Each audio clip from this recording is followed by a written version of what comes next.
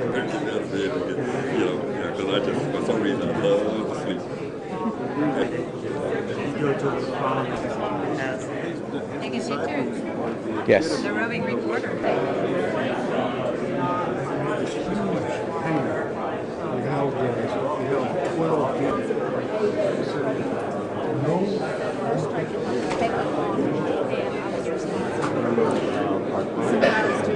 A lot of database queries, pulling numbers. Just my manager sent me. And then I said, yeah, I'm up to 20.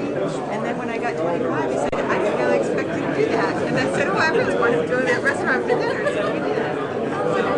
So he came through with his promise too, and that's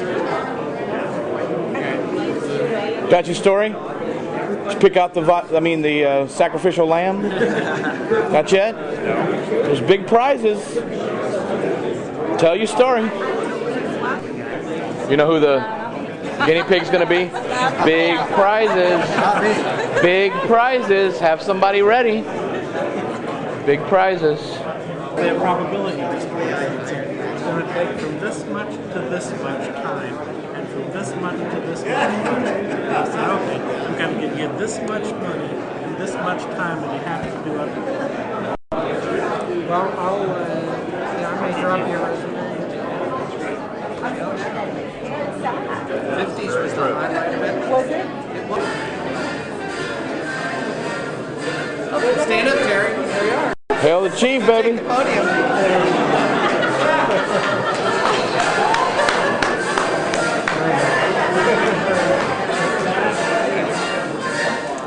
Hello. I ran into Mr. Luttrell in the back there, and he told me that a great cause was at hand, and he needed me to come inspire you all to do some leadership type things. Now, he told me that he had asked you guys to do a huddle session, and that you guys were exchanging stories about a great leader. So he also said that the folks in the team would rat out and kind of push up someone. So how about we work that process? Were there any stories that you guys wanted to share? All right. We have our first winner. 2-minute story. I was in the military, and I understand military structure, and I was fortunate after I retired to be able to work in a military office for a military officer who I greatly respected. He had the largest program in the Army, a $10 billion program or some odd number. Billions don't mean anything. And he had great mind for structure. He was able to organize 250 plus engineers and have his staff meetings and be on the road to Washington and get all the dollars in order and do all that and then still go home at night and coach his son's soccer game, or soccer team, and his daughter's softball team. Both sports, and he alternated every week. He did that every week, and he called that balance. And I really respected him for that balance, and it's always made such an impression on me, and it's always stuck with me as a great representation of leader. So would you say that this was an everyday type person that was just a great leader? He was an excellent, everyday kind of person who could sit down and have a conversation with you about any topic, but yet turn and manage this massive program very, very well. Brian, I have a gift for you.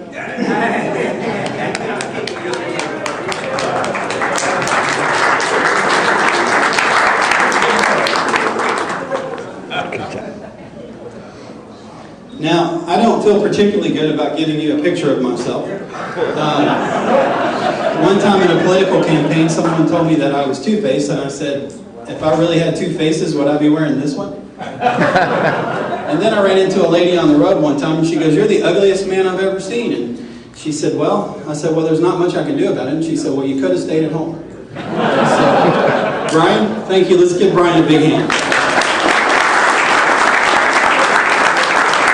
Now, but I would like to get one more story in because I have one more gift. Okay, let's hear it. I was a trauma medic in the Air Force in the Beast Body.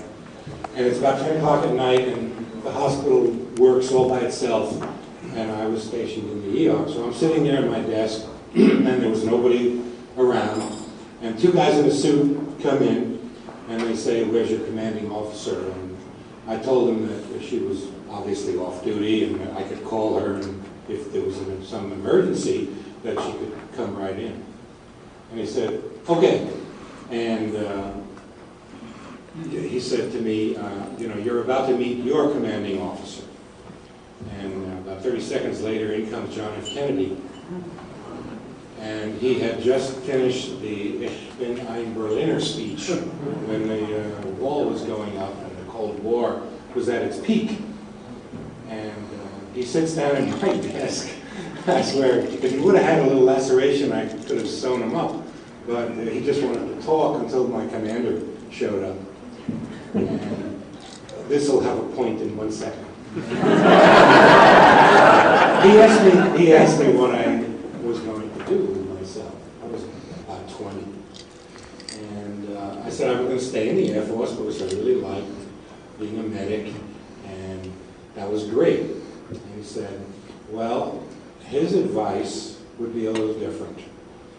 And he told me that I needed to have a plan, and that I needed to execute my plan for my career, and that the best thing that I could do for the Air Force was to not re-enlist, but go to school, get your college in, and then come back if you like. And that's what I did, and it was a life-changing kind of piece of advice. And I'm here to tell you that John F. Kennedy was a project manager. Because he gave me the right advice. Okay?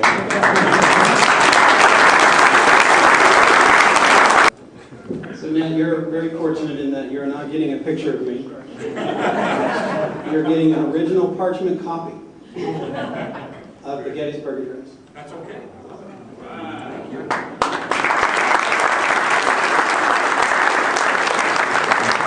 Okay, I hate to ruin the surprise for you, but I'm not really Abraham Lincoln. It's really me. So, in the interest of time, normally I go in the back, but I get to laugh at me for having blue and beard stuff on my face. And so I've covered motivation, I've covered timing, and now I'm going to spend a few minutes covering the plan. And there's a strategic part of our plan, and that is to preempt visceral reactions with visceral connections. And so the word visceral means that you learn how to connect with people on an instinctive level rather than an intellect level.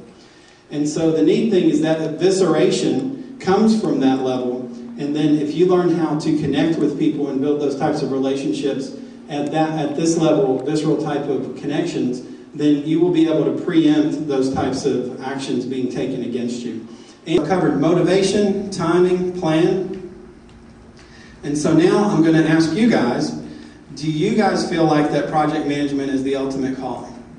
And I will leave that to you for you to decide. If you guys would like to stay connected, Joseph Luttrell on Facebook and LinkedIn. I have eqseminars.com, eqseminars YouTube channel, and then Project Leadership Podcast. So you can go to eqseminars.com and you can send me an email. And other than detaining you for longer than I was supposed to, which Lincoln did do that, he suspended the right of habeas corpus, which means he didn't need any evidence that you had committed a crime to detain you. And you will notice that I did that after I became Abraham Lincoln.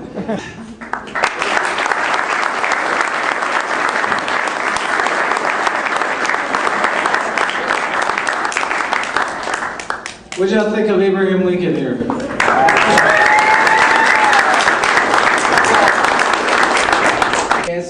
And also their certificate of appreciation. And thank you very much. We hope that I see you again sometime soon.